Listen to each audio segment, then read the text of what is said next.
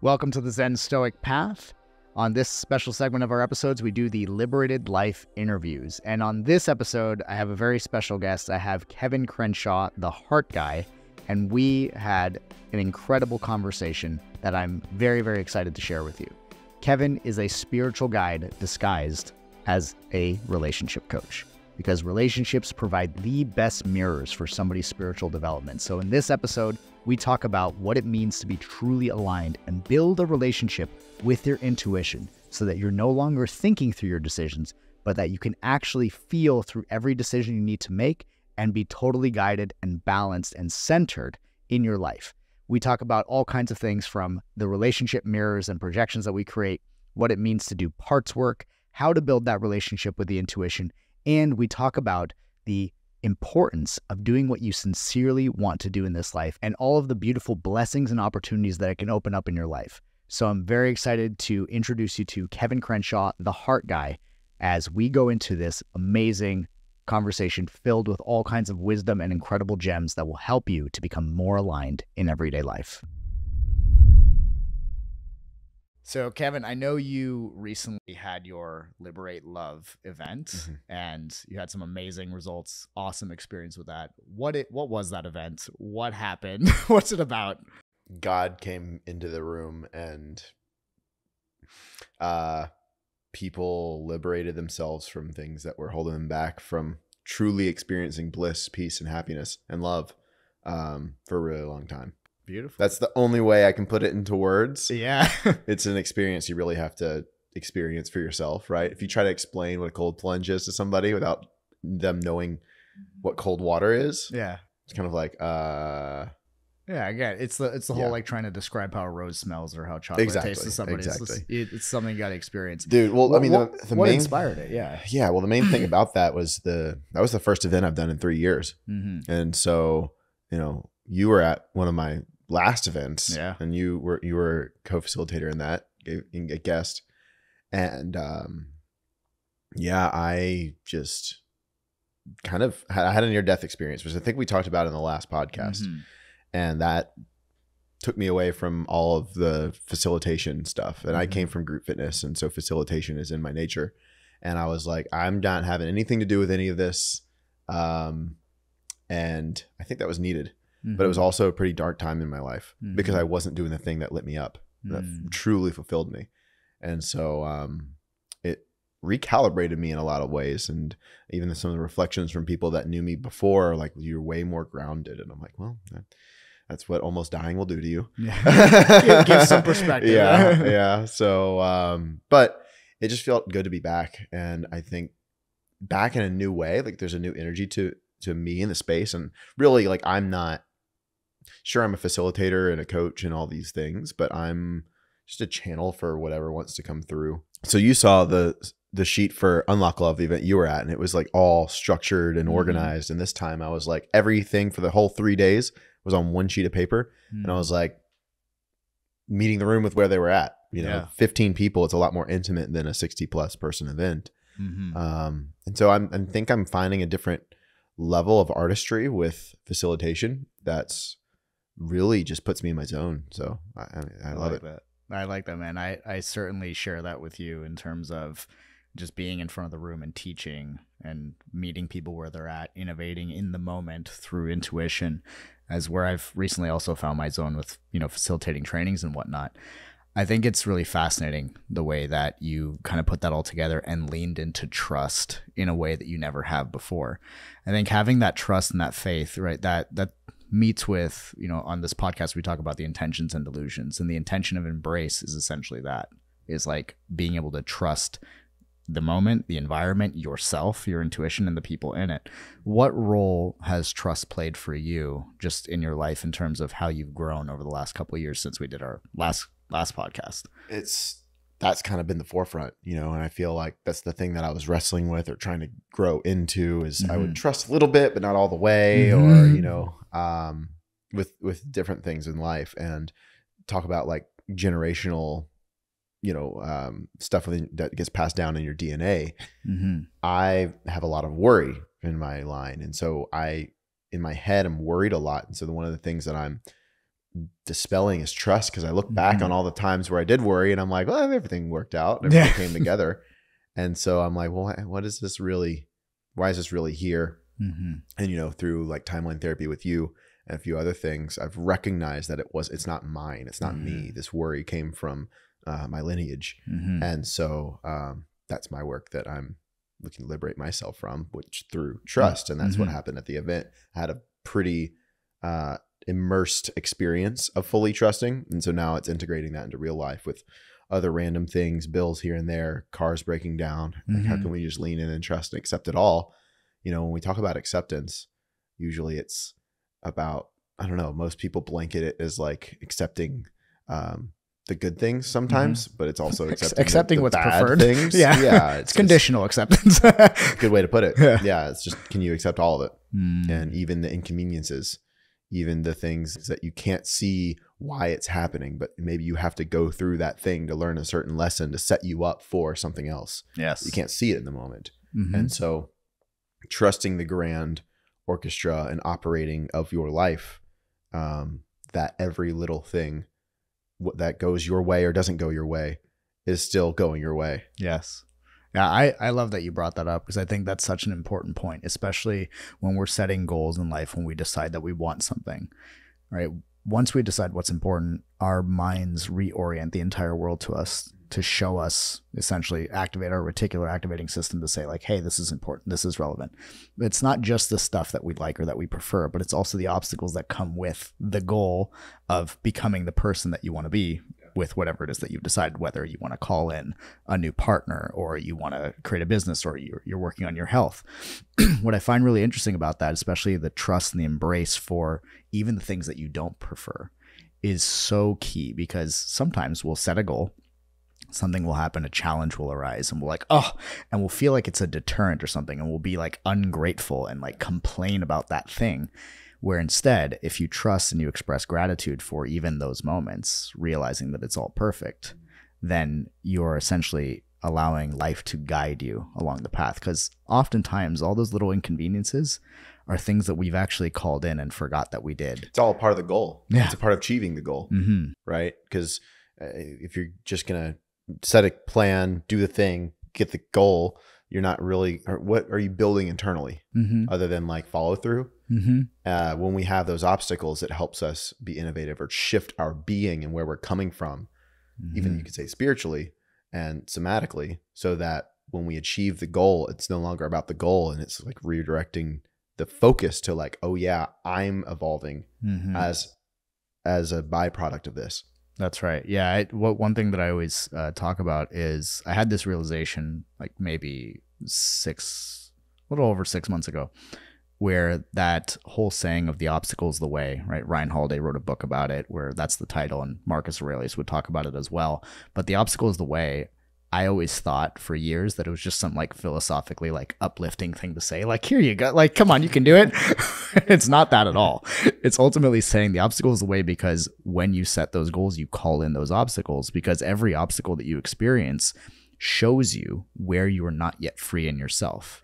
And every time it shows up, you have the opportunity to decide like, okay, do I allow this to define me and act the same way in the face of this obstacle? Or do I change my approach and ultimately lead myself into becoming the person that I want to be, right? And that obstacle is like the building of the muscle. Like the challenge is how we shed what is not us. So I really love that idea. The other thing I wanted to ask you about, because I was sharing this with a client, where when we're making decisions, sometimes we'll make decisions from one of two places. Either we'll make them internally, or we'll look to the external and see if we have permission to make the decision.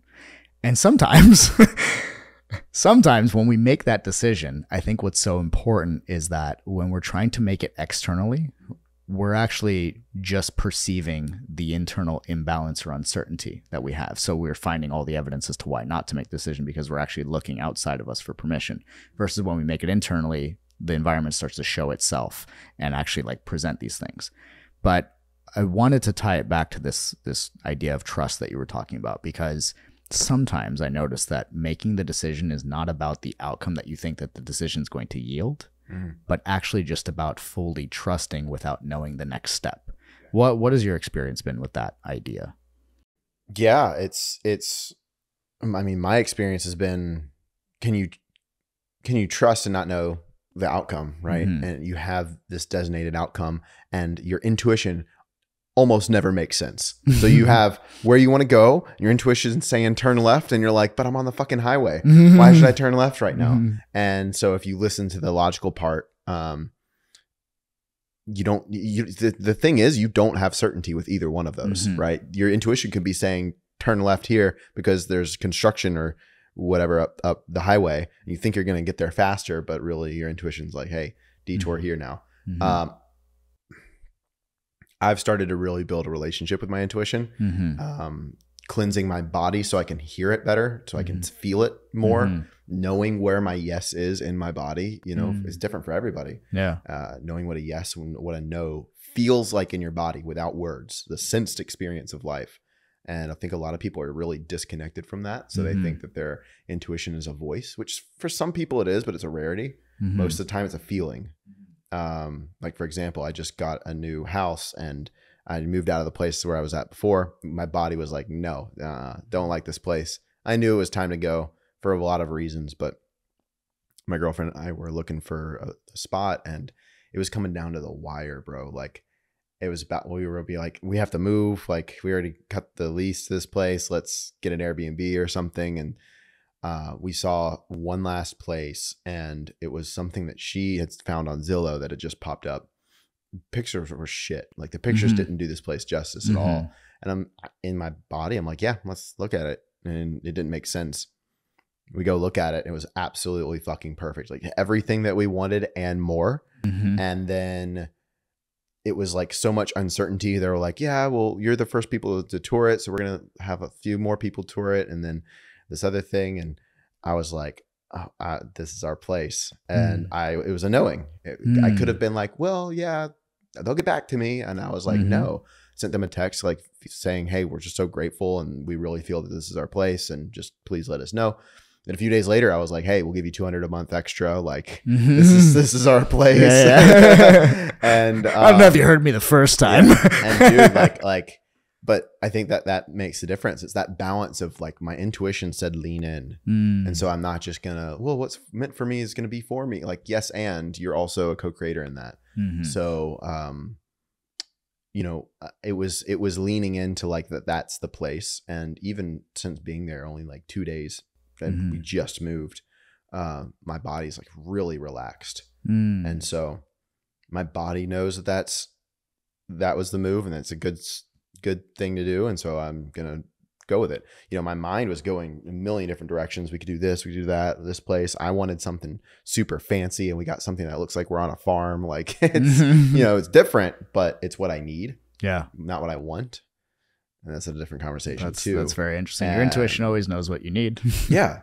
Yeah. And so I think there's a really articulate artistry to knowing what your intuition is saying and following it, having the trust to follow it. But first off, knowing when it's your intuition speaking, right? Because we have this inner conflict, like you were talking about with like external validation. When we have that inner conflict, the voice of your heart and the voice of your intuition, you need to have discernment to know which voice that is, because it can also be your fears. It can also be your ego and your egoic desires. It could also be, what are other people going to think? Like there's a lot of voices in the room in a certain conversation when there's felt sense of inner conflict. You don't know what to do. And so that's why it's important to learn how to ground yourself. Is your body clear of toxins? Like, are you healthy as a human so that you can have the felt sensed discernment of, oh yeah, this is a yes for my body. And I know that because I feel this tingling in my chest because I relaxed a little bit when I thought about playing that scenario out. That's the one that we're going to do then, no matter if it makes sense or not. That happened for me when I moved to LA a while back when I got my place in Santa Monica. It was like 3 times outside of my budget. And somehow I got the place and like accepted for it. Have no idea how, because I didn't have the proof of income. I didn't have the credit at the time. But I got the place, and that place was so magical, and there were so many memories created in that area, and I'm really grateful for that experience. But it was an intuitive pull. was like, yeah, that's that. And I can look back and go, that was stupid because I was stressed about money for a few months. But it stretched me, and I can see spiritually how I grew and evolved from it. So my intuition was, your spirit looks to evolve. It looks to grow. It looks to expand. It looks to feel more love, be more love, all of that. I think that's part of the human experience. We want to grow and transcend beyond where we're at. Yes. And so that means it's more than just your goals or what you think the path is, you know, it's lessons. And sometimes they're hard lessons. That's and sometimes it's piling on stress, and sometimes it's a lot of pressure. And maybe it's to surrender. Maybe it's to have faith. Maybe it's to learn to say no. You know, like there's always a lesson in everything. And if you can see the lesson and actually implement it, you're going to move through life with a lot more magnetism and less internal resistance. Yes. Because you're more congruent, and that there won't be a fight of all your parts and your ego wanting this thing and It's going to be a much more of like a casual conversation of people sitting on the couch going, I want this. Well, everybody on the same page. Should do this. Yeah. And even if they're not on the same page, it won't be an argument because you're not shaming any part of you. You know, your ego is not bad. The part of you that just wants to hit the goal is not bad. And if we demonize those things, because I'm all love and light and I'm just going to follow my intuition, like you're going to create the flip side of most of society, and you're going to be all intuition, and you're not going to be grounded or actually taking action on things. You're just going to be in flow. And then you're still out of balance. There's still going to be an inner conflict. You know, yeah, you're still not having a human experience at that point. Like, because you're penduluming to the other side. And I did it. You know, I was nomadic for a few years, and that was needed because I was so pendulumed on the other side, where I was super regimented, super disciplined, super structured with everything that I did. And then I said, fuck all of that. Yeah. I'm just going to go with the flow. And now it's like the harmony of the two and the marrying of the two is really, I feel, what the human soul is after. We want to embody all of ourselves. Yeah. And so that means going into the shadow and the crevices where we aren't accepting or haven't accepted, or we've been shamed for it. And so part of the healing process is swinging your pendulum a little bit too far. So there's nothing even wrong with that. Right. That's how you get to that level of understanding and that place of centeredness. I love all of what you said there, and that there's so many little things to unpack, which I'm really grateful for that we get to discuss this, especially because I see like a lot of alignment in how we think. And one of those things, I guess the first question that I would ask, because I'm sure people listening are wondering this, is like, how do I build a relationship with my intuition? Like, how did you begin to create that connection or build that rapport where somatically you can actually feel when something is a yes or a no? Where could somebody start with that? We can do an exercise right now. Sure. Let's do awesome. So just relax your body, close your eyes, and feel the bottoms of your feet. Notice what the bottoms of your feet feel like. Notice what the back of your neck feels like, and the tip of your tongue.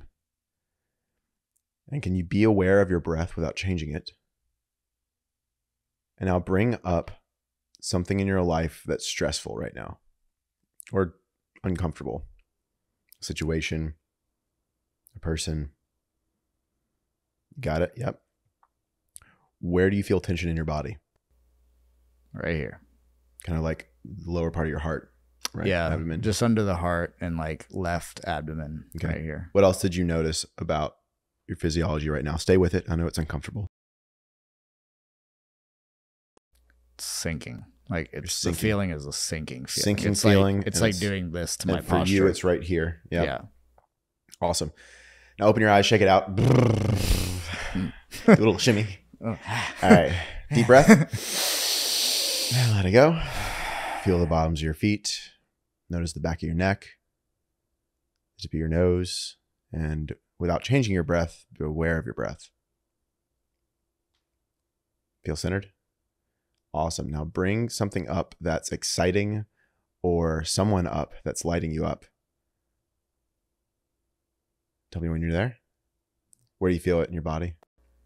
It's going from like my heart to the back of my neck, like up into my head, like right here. It's like a tingling and like it feels like I'm literally being like you're being pulled. Like yeah. Isn't that interesting? All right, cool. So you don't need to shake that one off. You can keep that. We'll stay right there. Stay right there. So that's the beginning steps of your no, for the most part, is going to be a sinking feeling. And for you, it was the lower part of your chest. That might have been with whatever you brought up. It could be specific to that. It could just be this sinking feeling. You're going to notice a pull up feeling and this tingling in the back, in your heart and the back of your neck when it's a yes. Those are some things in your life right now where there's resistance to it or there's like a pull to it. So that's your body saying no and yes. So that's the very basis of it. And for a lot of people, we either our no wasn't acknowledged and listened to and there was trauma there, or we said yes just to please somebody. And we neglected and abandoned ourselves and what our own yes and no is. And we just say yes to everything. So this process is really healing. You're going to have to be a lot very patient with yourself in it because it is returning back to the self and saying, well, what do I want?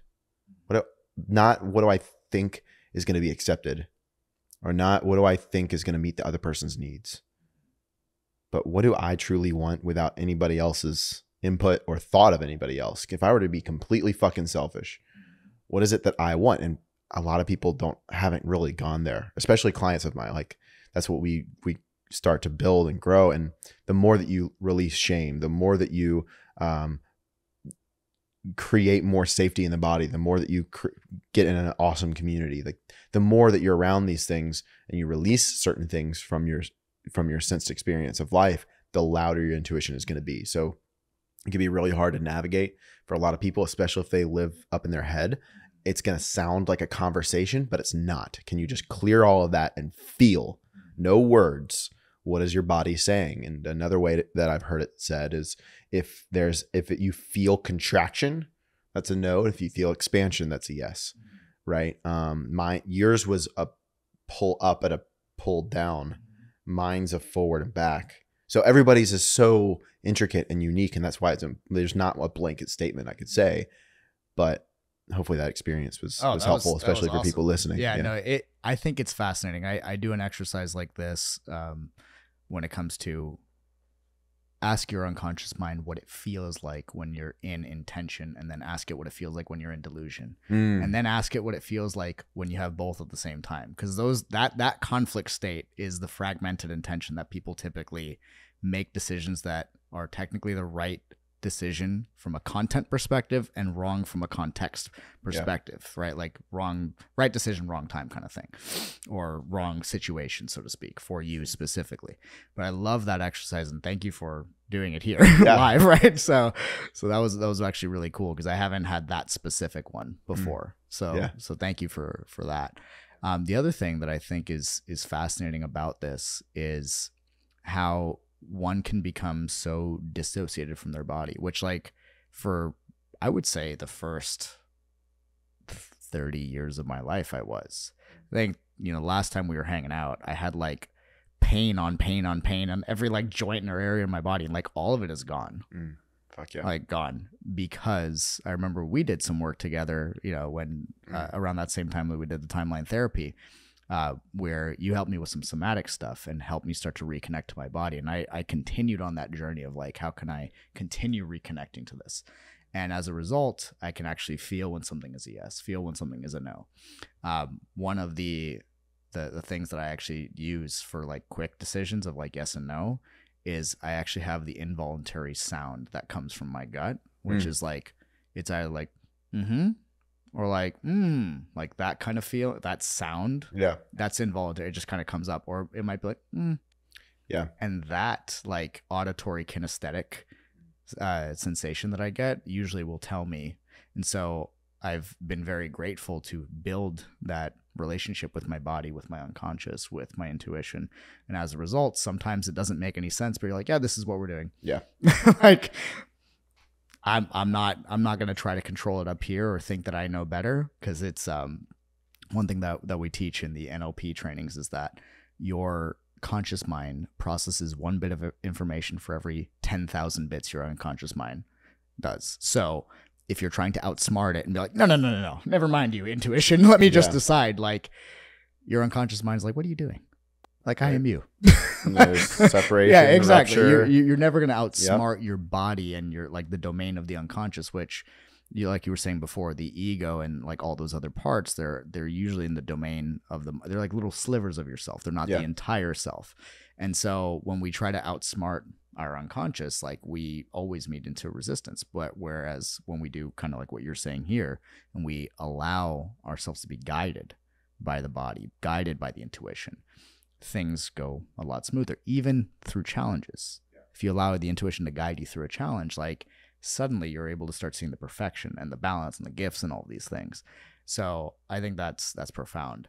One thing I did want to ask you about is you were saying how like these parts of ourselves, like the ego or the part that wants to achieve the goals or the part that just wants to like curl up in a ball and cry, like all of these parts exist within all of us. And I think having this discussion about parts will be really important, especially for building a relationship with the intuition. Yeah.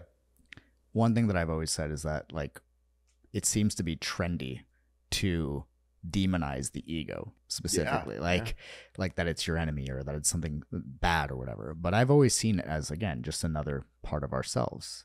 It's the symbol of ourselves that we like approve of or that we think is what we need to present to the world. So can you speak to this idea of parts? Like for somebody who's never heard of this before, what is a part and like how do these interact with our everyday experience?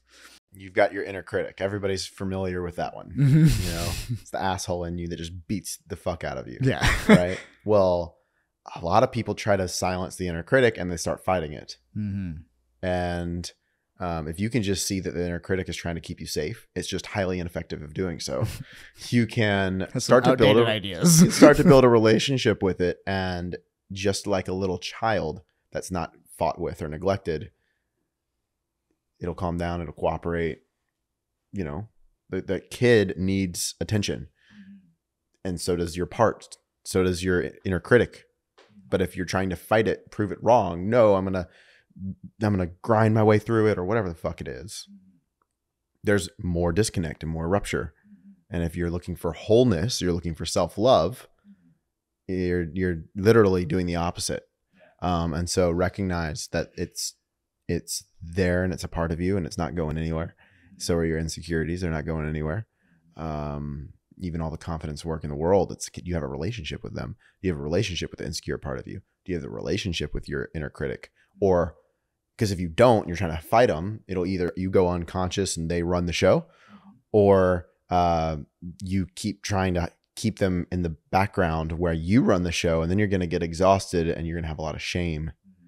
And that's a recipe for a lot of disaster in the future. So I love that you brought that up, because when we shame them, like I think I like to define shaming apart in this way, where ultimately it's not that you're like bad mouthing it or you're like saying mean things to the part. That's not essentially what it is. Ultimately, the way that I've come to understand shame is it's when you try to hide something or shove it into the shadows of the unconscious. Yeah. Because when you do that, then they do run the show, because it's like Carl Jung said, right? Until you make the unconscious conscious, it'll run your life and you'll walk around calling it fate. So in those situations, when we essentially try to take those parts of ourselves that have been formed throughout significant emotional events in our lives, or throughout childhood and whatnot, we try to shove them down, then they end up getting projected in our outside reality. We start seeing our parts in other people, and then the people that annoy us most actually have the most to teach us about ourselves unconsciously. So can you speak to that idea of like when somebody triggers you or they annoy you, like I love how it's such an open door for you to heal yourself? I love this conversation. This is why I'm a relationship coach. Yes. Because in intimate relationships, the mirror is closer and emotions are heightened. So it's the perfect dojo for spiritual development. More so than any course or ayahuasca or prayer, even. Get into a relationship with somebody who's conscious and aware as well. And if you have the courage to look within, you're going to get to grow a lot. So just as you said, other people trigger us because of some unhealed part of us, right? So if I, for example, this is actually something that happened, am super serious all of the time, and then I get with a partner, my girlfriend, who loves her silly side and has fully owned it and will goof off. I'm over here saying in my head to her what I say internally to my goofy side. which is we've got work to do. We need to be serious. Like, what are you doing right now? Like not time for this. And now I wasn't actually saying that out loud to her because I was like, but I caught myself. I'm like, why am I judging her so hard? It's beautiful. It's why one of the reasons why I fell in love with her. Mm-hmm. And then I was like, oh, because I'm saying that to my own desires to play. Yes.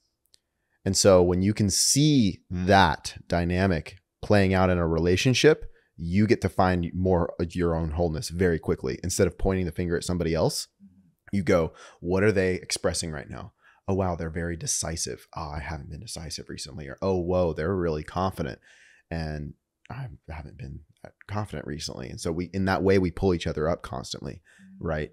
If you can see it as a mirror and not an attack on the other person. But anytime you have anger towards the other person or judgment, what is it about them and how they're experiencing or expressing themselves that you're missing from your experience of life? Oh, cool. And then I get to free that. It's obviously okay because you're doing it. And so now I get to work on myself so that I can express in that way too. And then we both do that in a relationship. It's huge. Where we stop ourselves is we not taking that responsibility and not seeing it as spiritual development and seeing it as something's wrong with you. And the control that we have about our inner parts comes onto your partner and you start to control them. Yes. And so, it's a dance because that's still happens with me. I'm not fucking perfect. Mm-hmm. And when the more that you can just accept and acknowledge and appreciate and, oh, wow, I'm really triggered. Thank you. Okay. What is this showing me within myself? And it's not about the other person. Right. It takes a lot of character to really go there, but that's really where it starts to get fun in relationships. And I mean, there's so much like effective communication. That's a whole nother topic, but on this is why I'm still a relationship coach is this whole conversation right here. So you can learn about yourself, because if I were to just tell people this about everyday life, they'd be like, well, what the fuck? But when you're in a relationship, you see it so clearly and you're able to navigate it with a lot more grace. And really quickly, so we're talking about parts work. You're in your child, your inner critic, your ego, all of these are parts. I like to think of spheres for a second. So we have a bigger sphere is truth. Okay. We live on Earth. That's a truth. We live in Texas. That's another truth inside of the bigger truth. Okay. And then you can even say we live in the city of Austin, which is somewhat true because you're outside of Austin, but, but that could be another truth. So we could have multiple layers of truth. It's not just one or the other, right? You following? So there's parts work as a bigger sphere. Underneath parts work, just like Earth and then Texas, there's parts work and then there's somatics. This is all mind games. Parts work is. Poe's not over there thinking about his parts. No, your dog. And so it's important because we are intelligent creatures and we do have a brain, and it's not the full picture. If we can see deeper and go to somatics and say your parts are speaking because there's something inside of you that's not coherent, that's not whole. Well, then you can kind of shove. This is kind of a little bit of mastery for a lot of people. They'll start with parts work and then they go to somatics. That's how I found it. But once you kind of have this parts work dynamic, I don't really talk to my parts much anymore. I'm kind of gone like, oh, whoa, something's coming up in me. And then I go straight into what am I feeling in my body? What do I need to process? Oh, whoa, I'm really tired right now. Let me just take a nap. Or, oh, whoa, I'm feeling conflicted about this decision. What is me, and the me that is timeless, that's been here since when I was 5 and when I was 15 and when I was 25. And what does that part of me feel? What does that part of me want? What does that part of me know? And trusting in that. So really now it's just, for me, a game kind of coming into more wholeness. And so parts work, again, can be very helpful. And it was helpful for me. It's kind of like a gateway drug though. If I would have stayed doing parts work, I probably would have gone crazy mentally. I feel that personally. And so where it's now, I'm just like, oh, wow, I'm really noticing a lot of tension in my body. or, you know, and my girlfriend sees this more than anybody else, but I'm just like, something just happened. Like I don't even think. I'm like, what happened in my body? Because I'm so somatically present and aware. And that's where a lot of my focus has gone over the years. Whereas before I really focused a lot on mindset. And now I'm like, okay, that's like 20% of the game. Yeah, 80% of it's a small portion of it. Right? And I'm, you know, again, by no means perfect, by no means even, I don't even call myself an expert. I'm just a guy who knows some stuff.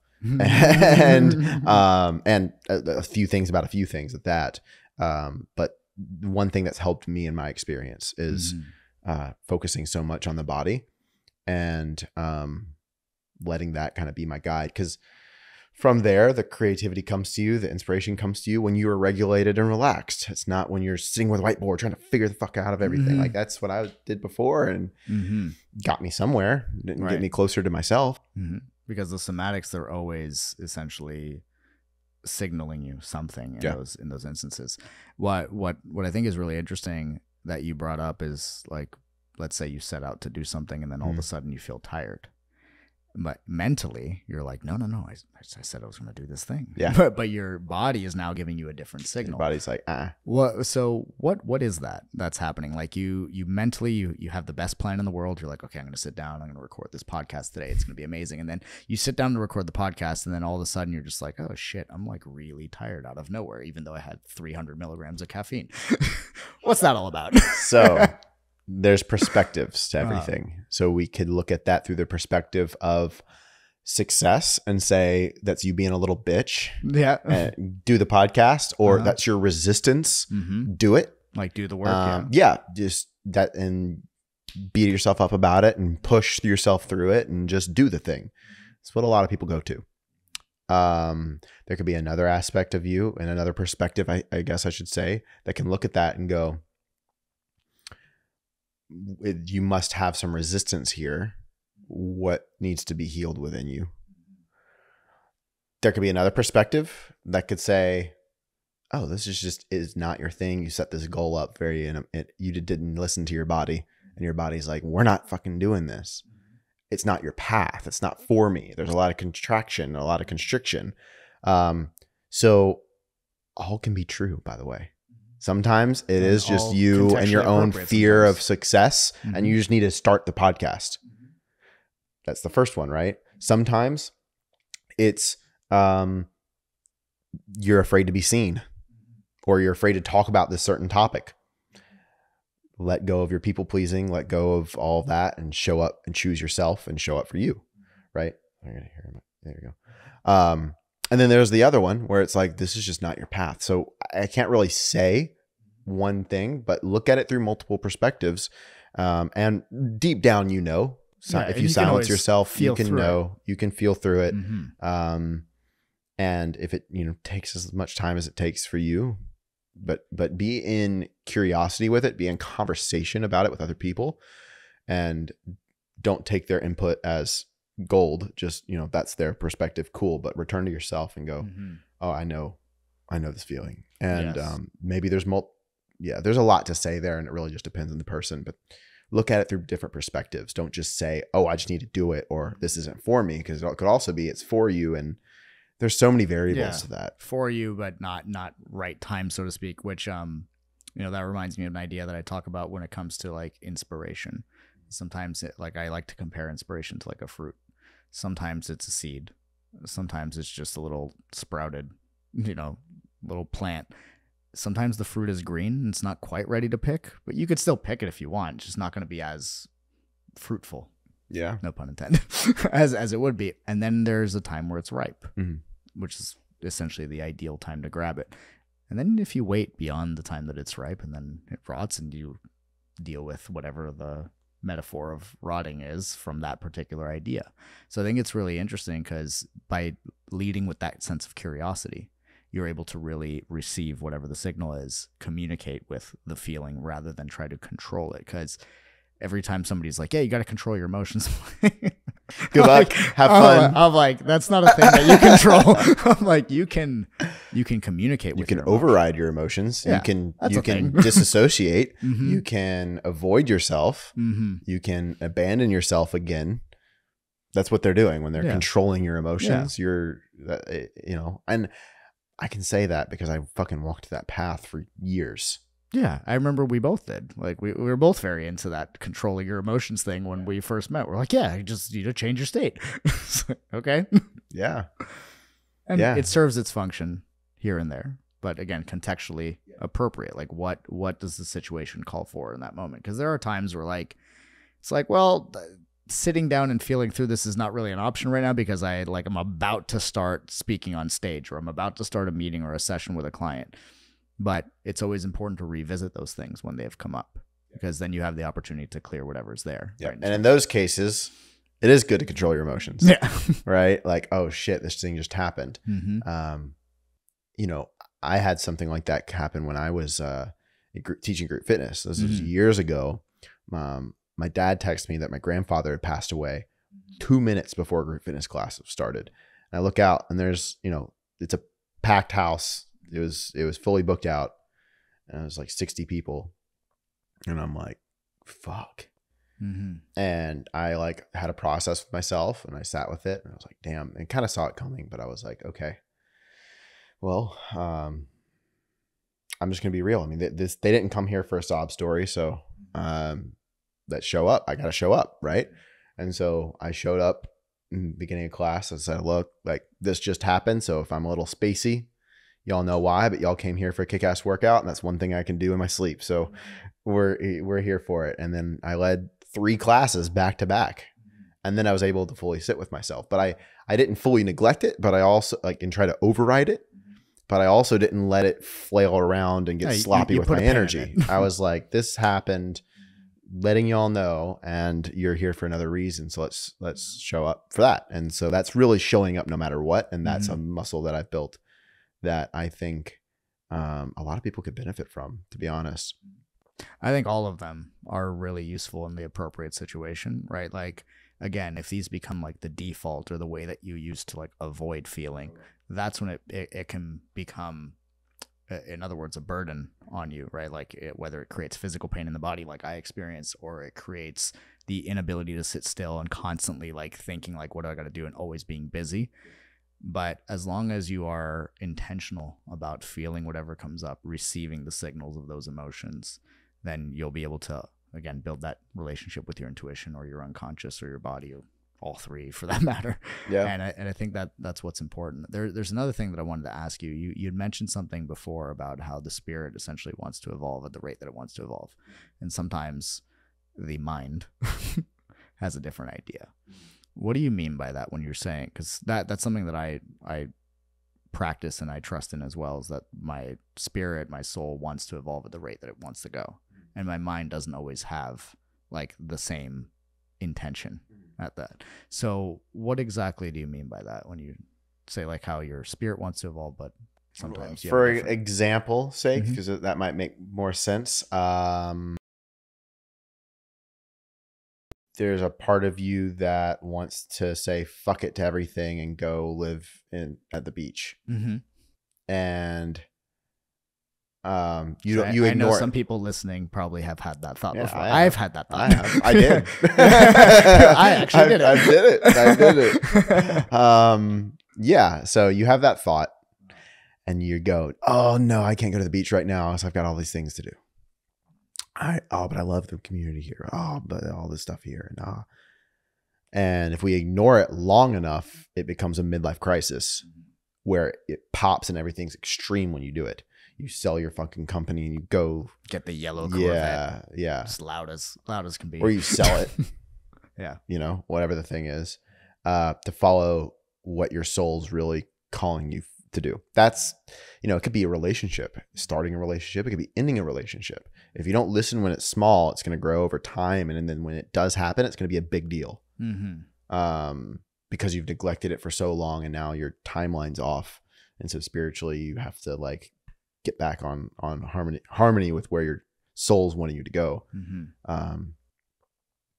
And we have free will as humans too, right? So if you can continue to neglect your soul and your calling, not necessarily saying a business calling that's so washed these days, but like what's being asked of you to grow, and you can continue to neglect yourself for wanting approval from others or whatever the thing is.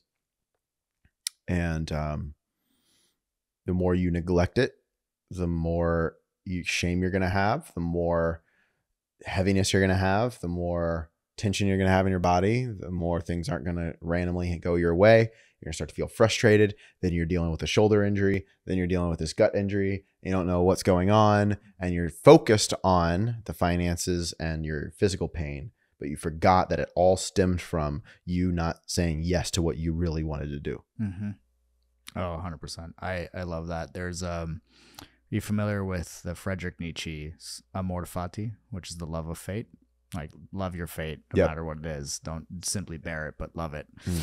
So I came up with a term called amor sincero, which means the love of sincerity for sincerity's sake. Now, I came up with this because I noticed something. When I go into a pattern of doing things that I should be doing, I have physical pain come up almost immediately, and then all my cash flow starts to dry up in my business. Not sure why those are the symptoms, but it's like that's clockwork. For you, happens, it's like clockwork. It just every single time I've ever done that. So essentially, what I realize is that if I'm doing something simply because I'm attached to the outcome, then I will have frustration in the process and resentment if I don't get the goal. Because it's only that process is only worthwhile. That frustration is only worthwhile if I get the outcome. It's a big fucking if, because the energy that I bring into that is not necessarily my best, right? Because I'm like kind of like grinding through it. So when I let go of that stuff and I do what I sincerely want to do and it fills my cup, then I'm able to serve from a full cup. And whether I get the outcome or not actually doesn't matter to me because I have so much love for the process. And typically out of that, outcomes that I didn't even know how to ask for end up coming through because I was doing what I sincerely wanted to do instead. And the pain goes away, the cash flow comes back. It's all wonderful. So I think that that's really interesting because the more I listen to that, what you're saying here of like the intuition speaks, I listen. Right. Dude, I had that with my retreat. Going back to the beginning, what you asked me, I had set my retreat for like a month and a half earlier, and I was trying to sell tickets and nothing was happening. It was coming up like 3 weeks out, hadn't sold a single ticket. And I was like, am I going to pull the plug or do I push it back? And I was like, and this was, 3 years out of facilitating. So I'm freaking out going, fuck, is it ripe now? Like, or is it rotten now? Like, am I not doing this? And then I was like, no. It was the biggest thing because I'm really big on integrity. And I was like, I got to be a man of my word and follow through. And I said I was going to do it this day. And I was like, but what's true right now? You're not ready. You need more time. Got it. So I pushed it out a week and a half. And then like 3 days later, for a week, sold out. Like for a week, I just completely sold out. And everybody like got a ticket in that time right after I changed the date. Wow. And it wasn't people who were like, oh, that date, I would love to go, but that date doesn't work for me. It was just, they were either new to finding it, new to hearing about it. Something happened. And I was like, yo, that's what alignment does. When you're in alignment and when you're acting like listening to the intuition, I needed more time and I started having fun with the process and everything showed up. So just speaking on what you were talking about, like, just you do what you sincerely desire to do. Yeah. And in the way that you desire to do it. And suddenly all these things come together. I think that that's really important. One story I wanted to share with you because it just came up. My intuition said share this. So let's do it. So this is actually a story from my current relationship. Well, technically my past relationship, but how it's affected my current relationship and listening to that intuition. So when the relationship I had before this, I was married for a year and then got divorced, right? It was through the pandemic that essentially accelerated all what was already there. But what was really fascinating about that is there was a moment in the divorce because we were married for so little time. The sharing of assets was like, it was not messy at all. Like it was a pretty like straightforward process. And I had told her like before we had decided to divorce that I was like, whatever it is, like I'm going to make sure that you're taken care of, like if we decide to part ways. And I had said that. And again, also man of my word, integrity is very important. When it came down to it and, we had the lawyers kind of draft everything up, the lawyer told me, he's like, hey, I don't think you should give her this much. Like you are really not obligated to give her this much. You can give like you essentially, like, technically, you're only obligated to give like $1,000. Like, it's a really like small amount. And I'm like, and then all of my family around me and like friends and stuff like that, they're like, yeah, don't give her anything. Like, you know, they're looking at it from the story of like, she's leaving. And I'm like, I'm like, guys, like, so all of that was in my head, and my mind was like, yeah, don't like you don't have to do that. But then intuitively I was like, I'm going to do exactly what I said and give her enough so that like when she goes back, she's good for like, you know, the next year or so. And I decided to do that, even though everyone in my ear and even my own mind and certain parts of myself was like, no, just like whatever. When I did that, I remember I made that decision because it was the decision that I was going to be at most peace with myself. What was interesting is when I made that decision, there was an immediate result and then there was a long-term one. The immediate one was I had never made more than I think $17,000 in a month in my business, and that month was the first time I did $25,000 in a month. So it was the first like literally the same month that I made that decision in. So that happened. Then fast forward to today and the relationship that I'm in now. When my girlfriend was moving in, that decision actually allowed her to fully trust in selling all of her furniture and moving in, knowing that no matter how things went, that she would be taken care of. And it wasn't my words. It wasn't me reassuring her with my words. It was the decision. Yes. Yeah. The decision of how I essentially responded in a previous relationship that allowed her to fully trust. And I didn't know why I was making that decision at the time, because my mind was saying like, no, don't, like, do what the lawyer said. But my soul was like, this is the way. And it was very quiet. It was just like feeling oriented, but it's like, this is what you do. And it like changed everything. It allowed. Awesome. Yeah. I'm sure there's part of you that was thinking, I'm fucking crazy for doing this. Yes. Yeah. Like throughout the whole thing. Yeah. When you start following your heart and you start listening to your intuition, you're like, am I crazy or is everybody else crazy? Like there's a lot of crazy happening. Yeah, and exactly. So, yeah, I love that, man. Thank you, man. Yeah. So it's a lot of these decisions that are coming from the intuition. They might give you an immediate reward. They may not. But ultimately what I noticed that they lead into these blessings in your life that your mind didn't even have the wherewithal to know how to ask for. And yet you get to experience them because you listen to that intuition. And I think that's one of the most amazing things about it all. It's fucking awesome, man. Thank you. Yeah. It's all the little things from, that this happens with me sometimes where I'm like, bring this thing, bring it with you. All right, cool. And then we end up using it for whatever trip that I'm on or whatever. So even from the little things to the big things, like what you just shared, like the more that people can just follow that knowing.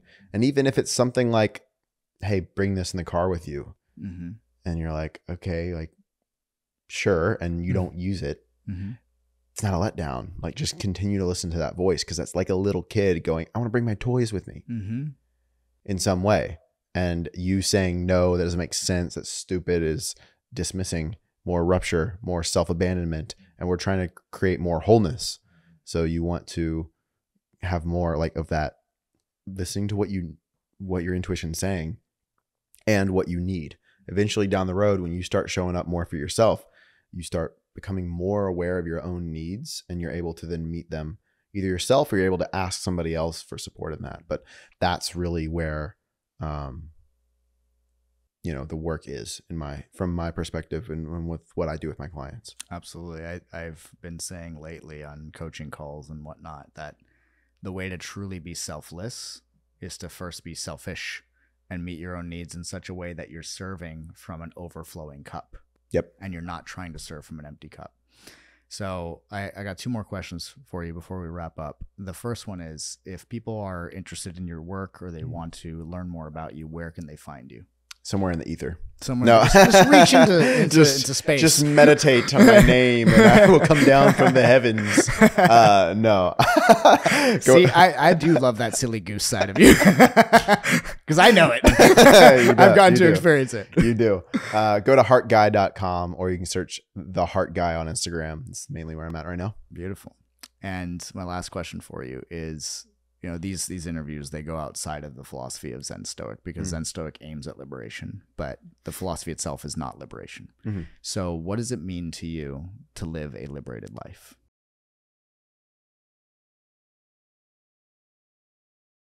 A life of wholeness with your real self, with God and nature and those around you. But one where you're free from what you should be doing and you're doing what you want to be doing, which is devotion. You're devoted to a cause or a mission in life. And so, we can see it as a spectrum. Free from everything is just you're loose. You're just free. But then there's super rigid of all these shoulds. Liberation is somewhere in the middle of that spectrum, where it's I'm free to do anything and everything, whatever the fuck I want to do, and I'm choosing this, and I'm going in this way, and that means I'll have to sacrifice. That means I should follow through on certain things. That means I'm going to have work to do. But you're choosing the path versus falling into it and operating from should. Amazing. Thank you so much for being on the show, Kevin. Thank you. Yeah.